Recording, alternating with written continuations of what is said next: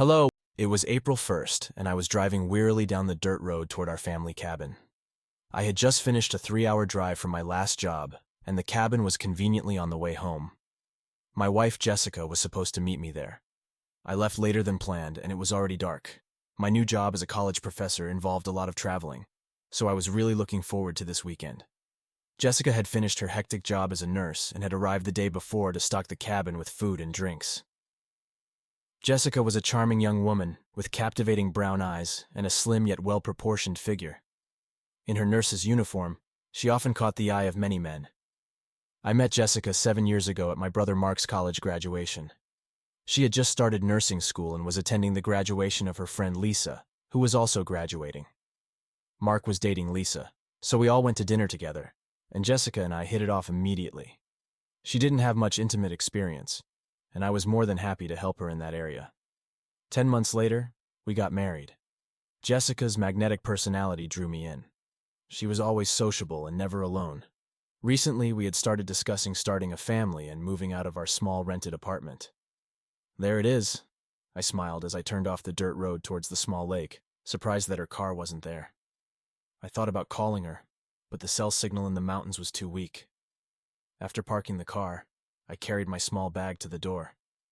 It was locked, but I knew where the hidden key was. Upon entering, I realized that no one had been there for a long time. Since the road back to civilization through the mountains was long and it was almost dark, I decided to sit and wait. I thought maybe I had misunderstood her arrival time, and then it hit me. Today is April 1st. We always play pranks on each other this day every year. Maybe she'll arrive later or wait until the morning. I thought about leaving, but decided to wait a little longer. Looking around the house, I found no food or drink. This made me angry, and I decided to leave. As I was leaving the house, I saw some car lights approaching down the road. I thought it would be Jessica's car, but as it got closer, I saw it was a blonde woman in a red sports car. Is she taking this joke too seriously? I muttered to myself. The small car stopped at the door, and the window rolled down. "Are you John Davis?" asked the young beauty. I laughed. "I know this is an April Fool's joke. I'll play along. Yes, I'm John." She got out of the car and struck a pose. "I'm not joking.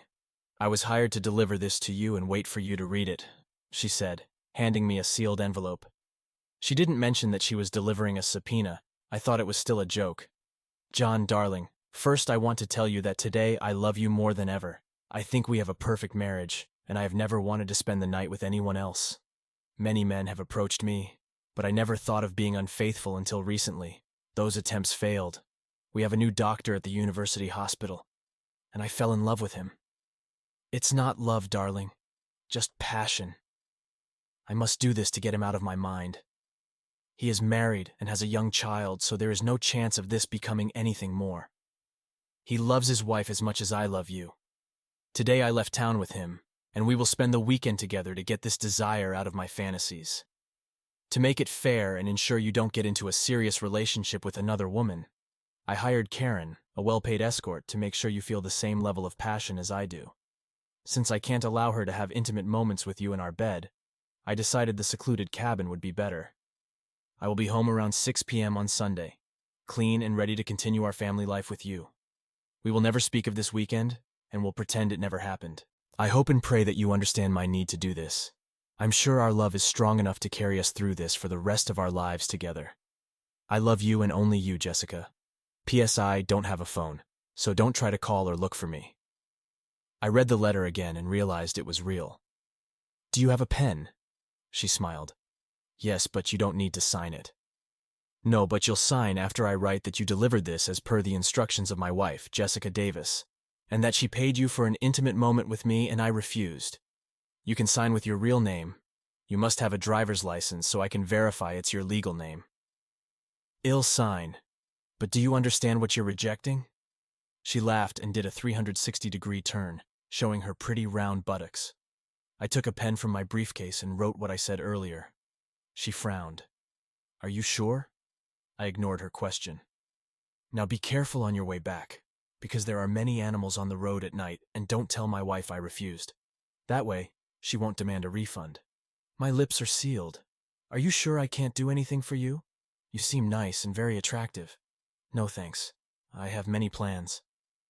She showed me her driver's license and signed the letter. Can I stay tonight? I'm afraid to drive back down the dark road, she said. I read her name on the license and thought about the danger. All right, Emma Johnson, but no tricks, and you'll sleep in another room. If you try to pass the night, I'll throw you out of the house. Wow, this has never happened to me. It's great. Now I plan to work as an escort since I need to pay my tuition next week. I'll soon graduate and get my degree in textile engineering.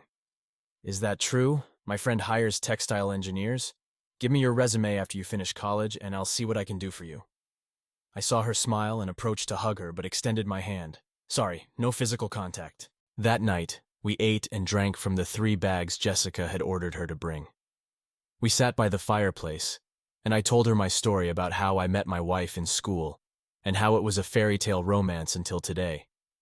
We quickly relaxed from any pressure related to the night and found an immediate connection. She was a good listener and sympathized with my betrayal. I told her how we planned to start a family after she got her master's degree in nursing and how we were going to move from our small rented apartment to a house. She saw the tears in my eyes and broke her promise not to touch me. Finally, I broke down and hid my face so she wouldn't see my tears. But this time, when she approached to hug me, I found myself in her arms. There was no passion or intimacy. She was just trying to comfort my pain. Let it out. I did for the next few minutes, then stopped and pulled away. Still, I won't do it. I know. That's what I like about you. Now, can I tell my story? Of course, we have all night. I was born into a poor family in the mountains of Kentucky. My father was a miner, and my mother did laundry for others. I did well in school, but from the age of 12, I had to work various jobs. In high school, while others went out and partied, I had to work and study as much as I could. Besides, I was flat and thin, so few boys noticed me. This may surprise you, but I came to college as a virgin. I got a good scholarship for my high grades in math and science and got into a good university. But since I needed to pay my expenses and buy a car, I had to keep working. When I finished my freshman year, my body began to change, and soon I started getting invitations to go out. She paused and took a sip of wine we found in the cabinet. With no experience with boys, I made some mistakes, and they took advantage of me. I thought they liked me, but it turned out they just wanted intimacy. Finally, I met a boy who seemed to be on the same level. He didn't even try to kiss me until the 3rd date. Everything seemed great until Christmas break. He went home and didn't even try to call me. I thought it was over until he returned to school and called as if nothing had happened. A few weeks passed, but I forgave him and we started sleeping together. One night I told him I loved him, but he didn't say anything. I mean, he showed he loved me, but he never said it, so I told him. He started crying and apologizing, saying I was his girlfriend here. But at home, he had a girlfriend he had proposed to. He said he liked being with me and couldn't decide, so I decided for him. Did you beat him up? I laughed. Oh yes, in front of all our friends in the dining hall. But that left a bitter taste in relationships and approaching anyone. I knew I needed more money, and my roommate suggested working as an escort. At first, it was just escorting without providing intimacy. But the money wasn't enough, so I started providing hand pleasure. They didn't offer enough money to allow someone to have me until your wife offered $3,000 for a weekend with you. She said you were good in bed and that your size was much larger than average, and here we are. If I'm as good in bed as she says, why is she doing this?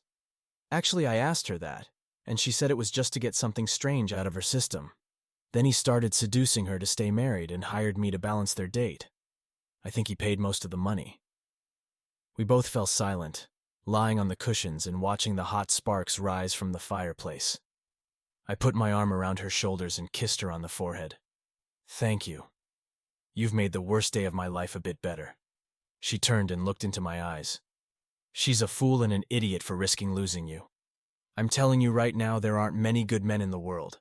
All I have to do is find you after this week and start a new life. We hugged tighter and soon fell asleep in each other's arms. The next morning, Emma woke up to the smell of frying bacon and turned to see me by the stove.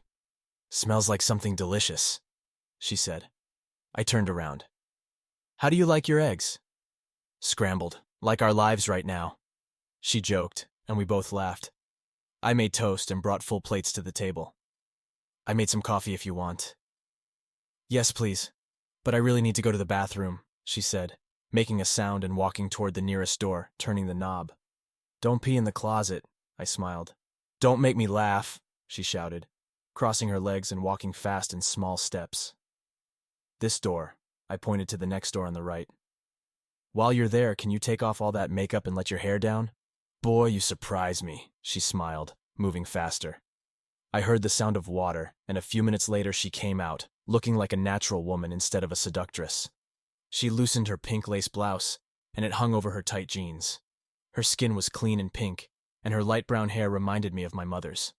Much better. Why? I mean, didn't I excite you at all? Hell yes, I'd have to be dead not to get excited. I just want to meet Emma, not Karen.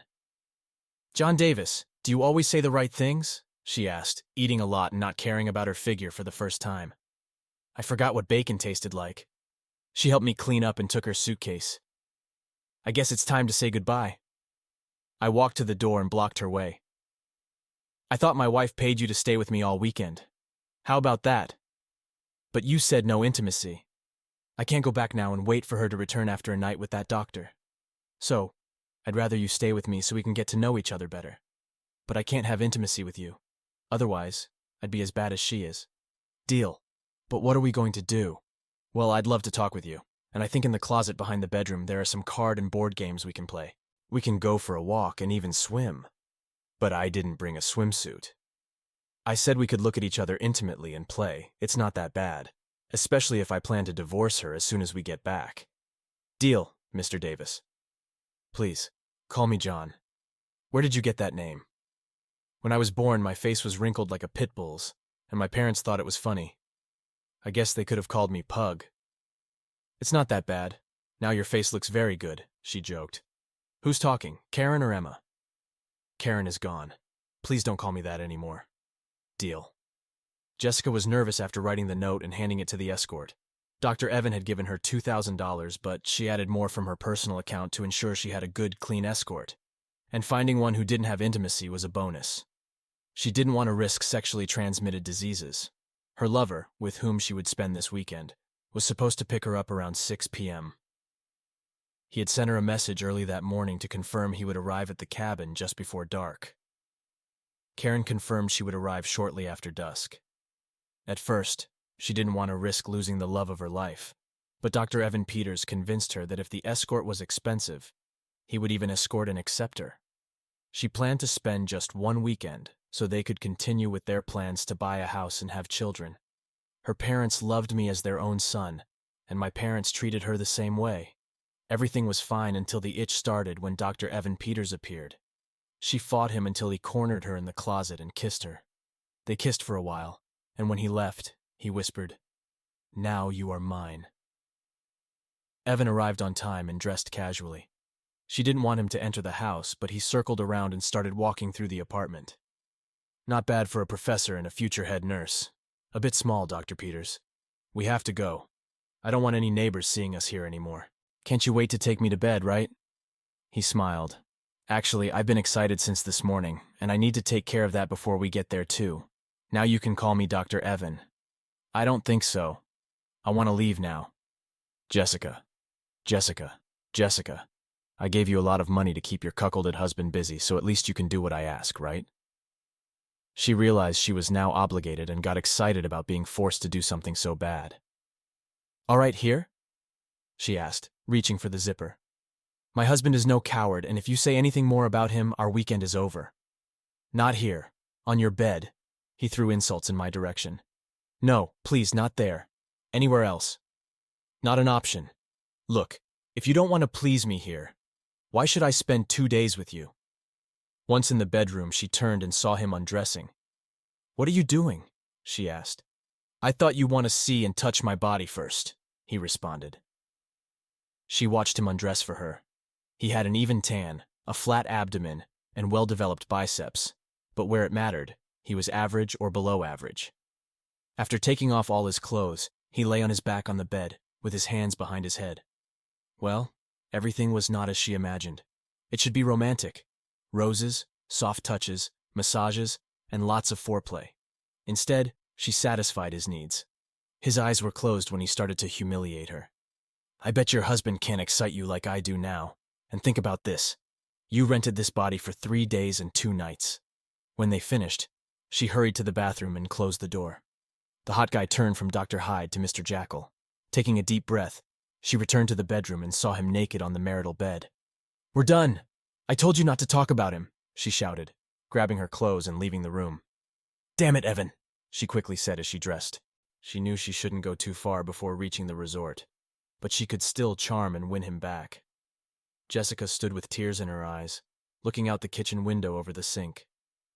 She thought of me, in bed with a beautiful woman doing things we had never tried. It was already dark, and she realized it was too late to drive to the cabin and stop this madness. Her thoughts were interrupted by Evan's footsteps behind her. "Jessica, honey, I'm so sorry for what happened. I thought you wanted me to be dominant, and I promise not to mention your husband again. Please, let's start over and make this weekend the best of our lives," he pleaded. She felt his fingers massaging her shoulders and leaned back against him. "I don't want you to be dominant.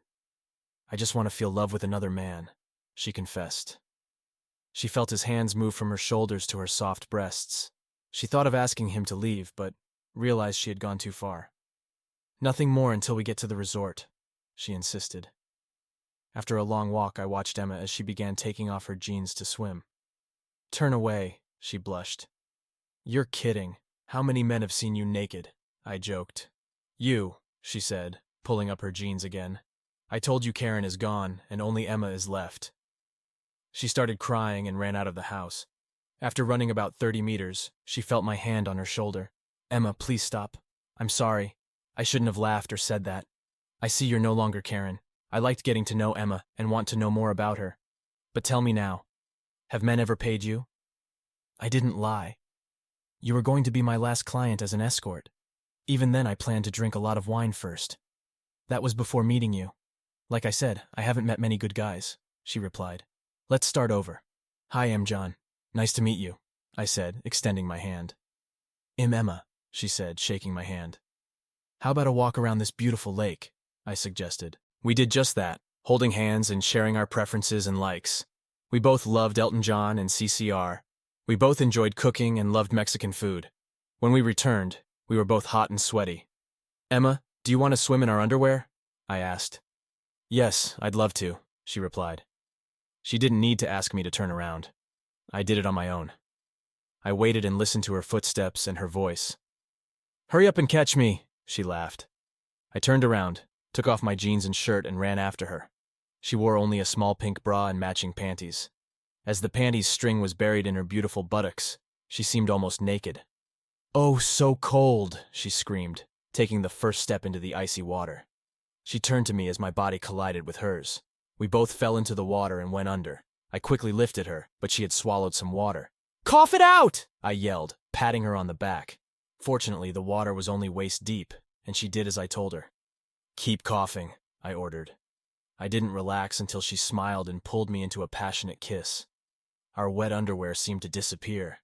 We no longer felt the cold water as our tongues mingled and our hands explored.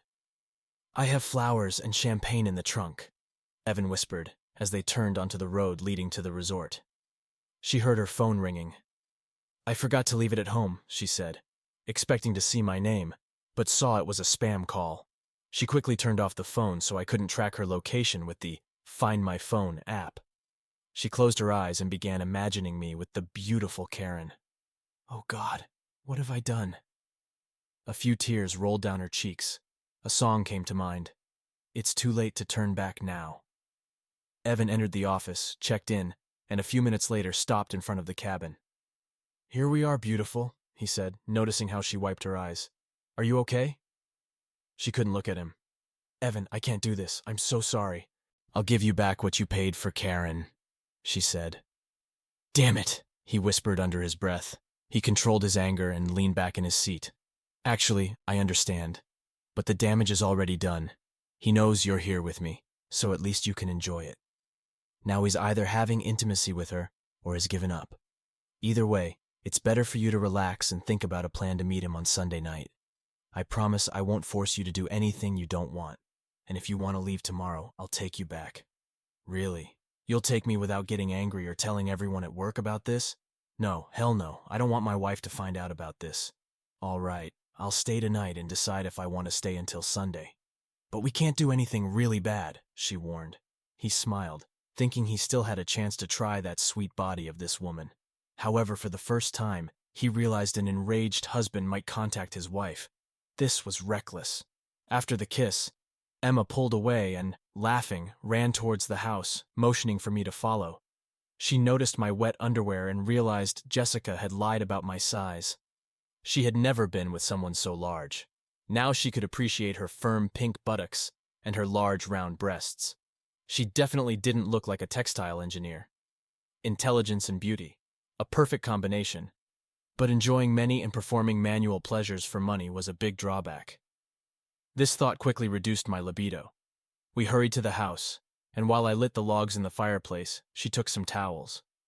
As soon as the fire was going, I turned around and saw her standing completely naked, holding a large white towel. "Try with me, and I'll do the same with you," she said. My fingers trembled as I passed the soft fabric over her shoulders and arms. "This feels so good," she murmured. She had never been so excited with a man. I ran the towel down her smooth back to the cleft between her buttocks. "You're so wet," I whispered, removing my fingers from the towel and sliding them under her buttocks. "Oh God, John," she moaned, turning and looking into my eyes before my lips moved down to hers. "Please," she said. Even though she provided pleasure to men, she didn't allow them to do the same with her. When my eyes closed and my mouth leaned forward, she realized I was special. It was already night when Evan and Jessica returned from dinner at a nearby restaurant. She turned on her phone, hoping to hear something from me, but saw nothing. "Well, he didn't go home right away. Obviously, he's enjoying the gift," Evan said, approaching from behind and massaging her shoulders. Karen is one of those who can seduce almost anyone. Jessica closed her eyes and leaned against him. "Did you ever, with Karen?" "No," and she told the truth, that she hasn't had sex with anyone she met. According to my doctor colleagues, she only provides great pleasure. She doesn't let them do the same to her or kiss her on the lips. As far as I know, this is the first date she's agreed to have intimacy with her client. If I didn't know she was an escort, I would have easily fallen in love with her. "Oh God, no," Jessica gasped. "That's what I didn't want. He can't fall in love with her." She felt his hands leave her shoulders and move lower, wrapping and gently massaging her breasts. She pushed his hands away and turned around. "I want to go home, Jessica. Are you going to leave me like this?" He took her hand and pressed it against himself. "The damage is already done, so let's have fun and talk about how to get John back. I feel responsible and want to help. Come here." He pulled her towards his muscular body. "I don't want you to be dominant. I just want to feel love with another man," she confessed. She felt his hands move from her shoulders to her soft breasts. She thought of asking him to leave, but realized she had gone too far. "Nothing more until we get to the resort," she insisted. Emma had never been so excited before. Here she was in a romantic log cabin with a man she respected and desired. Even if they hadn't paid her for intimacy with him, she would have done it for free. Jessica felt the hot water run from her forehead down her face, breasts, and flat abdomen. Evan's hands soaped her back and white buttocks. It was exactly what she wanted to feel. Another man touching her body, kissing and caressing it.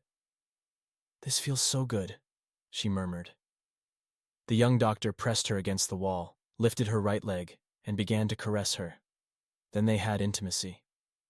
Emma woke up first and found her naked body pressed against my firm back. "How lucky I am," she thought. Just one night with the man of her dreams, and she already felt things for him she had never felt before. I thought I was dreaming. At least that's what I believed. When I opened my eyes, I saw the blonde rising and falling on my lower abdomen. After we satisfied each other once more, we packed our things and began packing. "You know my future ex-wife won't be back until noon tomorrow. Maybe, after I move home and freeze some credit cards, investment accounts, and insurance policies, we could rent a room in the city," I suggested. "I was hoping you'd say that." She smiled, pressing her lips against mine. "Emma wants to get to know you better, but my roommate is gone for a few weeks. Why don't you come to my house? I don't think you want to be home when they return. I don't want to be a burden. Believe me, I want you there so we can talk more, she said. We took our things and left along the winding forest road. The Saturday morning drive passed quickly, as she already knew my house. She didn't need to watch me closely. When we arrived, I opened the garage door to the condo and shouted, "Honey, I'm home!" I hope she doesn't answer, Emma said, not enthusiastic about my joke. She toured the house while I was busy removing Jessica from my life. She saw our wedding photo above the fireplace and imagined her face instead of the traitorous wife's. I was still busy in my home office when she entered the bedroom and looked inside the huge closet. "Why risk everything for a mere flirtation with a pretty boy?" I whispered, approaching her from behind and brushing her ear with my lips. "I want to make love to you in the bed." Her heart began to beat faster. "But I thought we agreed on no intimacy." "You're right, but I want to leave a wet gift on the bed as a farewell gift." I smiled as she thought this might happen again in the future. She smiled. "Why don't you undress and get ready in bed while I put on one of these beautiful new sheets?" It was strange lying in the marital bed waiting for a woman who wasn't Jessica, but a beautiful woman who would join me. My anger surpassed my sadness over the loss of the marriage. Just a few days ago, we were talking about starting a family. I knew it would be better not to see her until I calmed down, if that ever happened. My attention was drawn to the closet door, from which Emma emerged in a nightgown, the same one Jessica wore on our wedding night. "Perfect," I said. This time the touches and kisses were slower. The kisses were not rushed and brought pleasure. The lack of sexual intercourse was a difficult test, but for me, it was important not to do what Jessica had done. When we finished, there was a large wet spot on the bed. We changed the sheets before leaving. I threw all our shared photos in the trash along with the wedding album. When I looked inside the nightstand drawer, I saw her diamond ring and put it in my pocket. That stone had belonged to my grandmother. I left my wedding ring in its place. I didn't leave a note, deciding I had nothing to say to the traitor. Jessica refused to let Dr. Evan have her again that night, but he convinced her to stay until Sunday. Now her thoughts were mainly on the marriage, and it was obvious she didn't enjoy this at all and was simply fulfilling her duty. Around noon on Sunday, he parked in front of her apartment.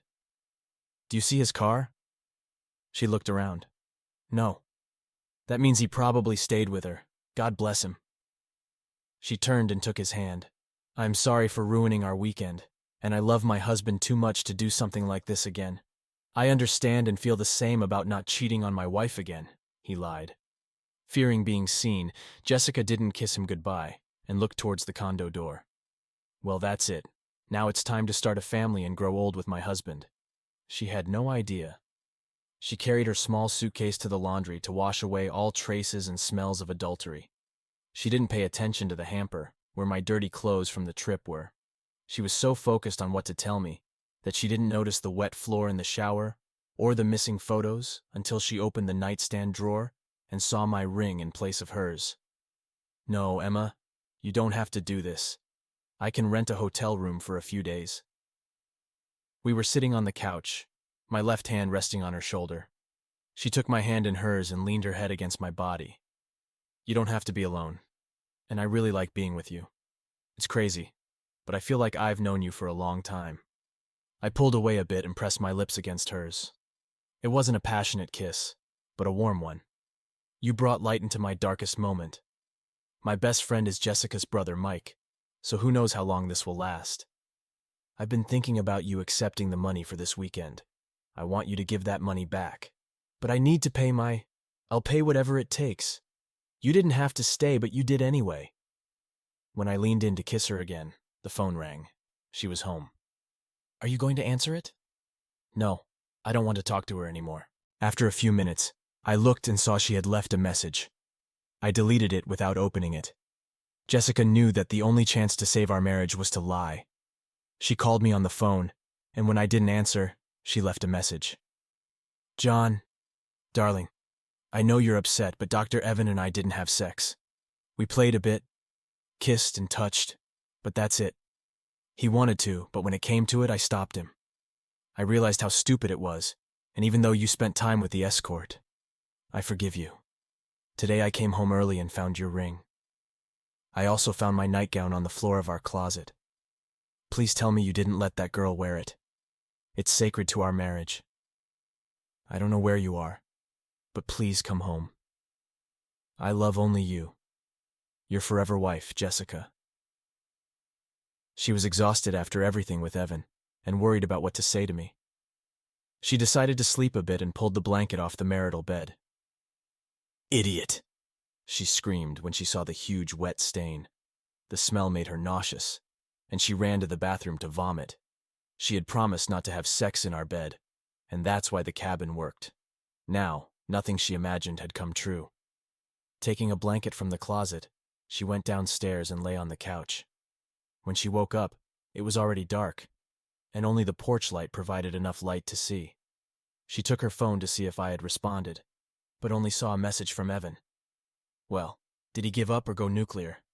Do I need to worry? She called him, not caring where he was.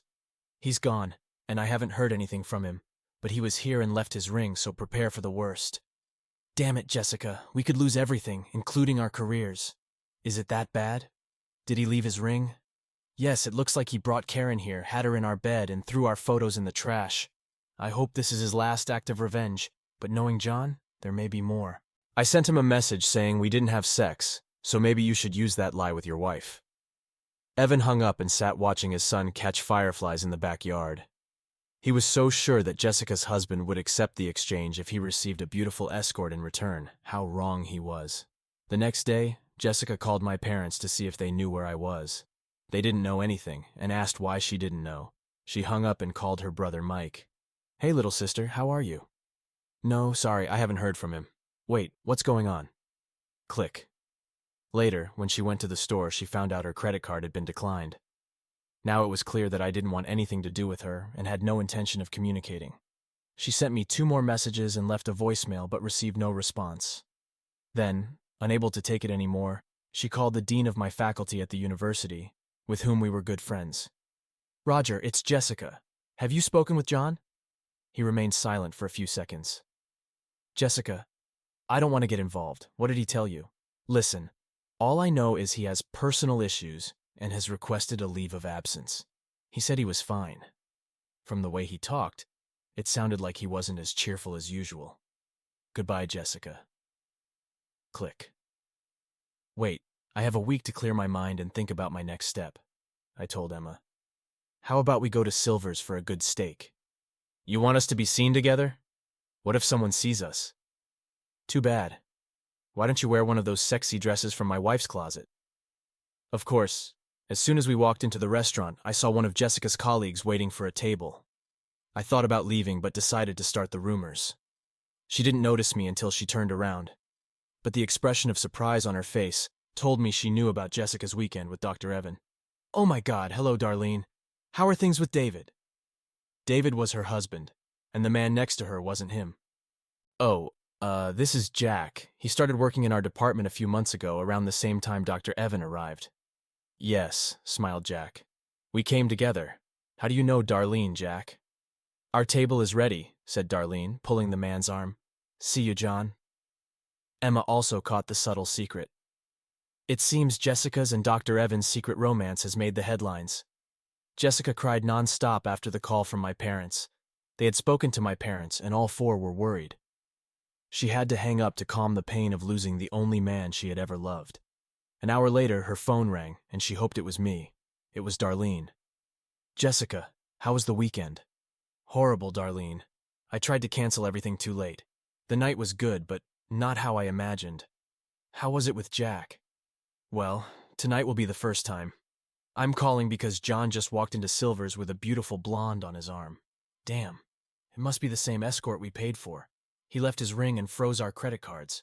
Why did I allow Evan to convince me to hire a beautiful woman? Since he doesn't want to talk to me, I'm going there. I'll be there in about 15 minutes. She's still looking at us, Emma whispered, lifting the menu and looking behind it.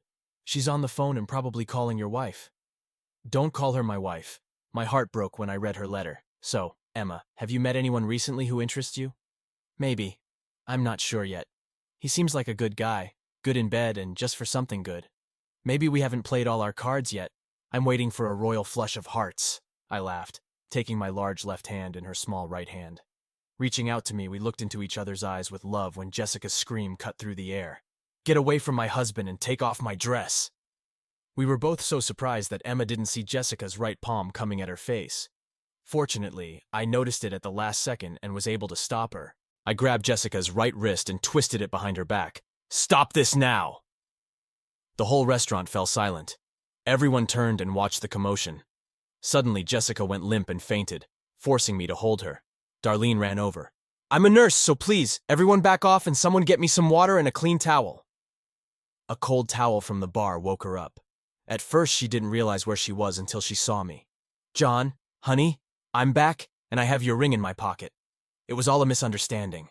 I didn't have sex with Evan, but it's okay that you had intimacy with her." She looked at Karen.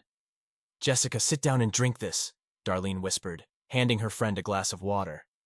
She looked at Jack, but he seemed to have disappeared. Jessica took a sip of water and didn't take her eyes off me as I approached the escort. "Let's go, Emma." "Her name is not Emma. It's Karen, and she—" Jessica raised the glass of water and lifted her hand to throw it at the beautiful woman. I jumped in front of Emma, and the half-full glass of water hit my left shoulder. Fortunately, it didn't break before falling to the floor. "Ah," I groaned, realizing the blow was hard. I looked at Jessica and moved away from the broken glass, taking Emma with me. The night manager had a smartphone, recording everything that was happening. I recognized him. "Sean, send me a copy. You have my phone number, right?" "Yes, I recorded everything. Do you want me to call 911? "They're already here," said the manager. "I called 911 when the woman fainted." "What happened?"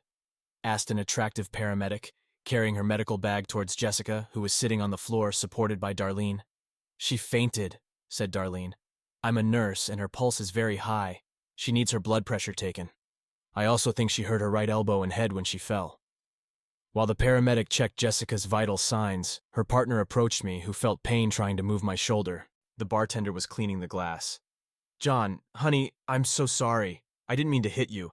Honey, let's go home and I'll make up for this weekend," Jessica cried. "I think you need to go to the emergency room for an x-ray," said the male paramedic. "It looks like you have a fractured clavicle." Darlene called Jessica's brother, Mike, to come talk to his sister, who didn't want to go to the hospital where she worked. They both knew the rumors would spread. About 10 minutes later, Mike arrived. But Emma and I had already left. "What the hell happened?" "Oh my God, Mike. John just went to the hospital with the escort I hired. I hit him with a glass and he told me not to come home." "What are you talking about, Mom? I think you only have bruises on your arm and I don't see any traces on your head. Nothing else hurts?" "Only my heart. I just lost the only man I've ever loved." I had enough problems with Jessica, who fought desperately against the divorce, to date Emma. After she hit me with the glass of water, I was able to get a restraining order. She relented when I threatened to send everyone the letter and messages she had sent me.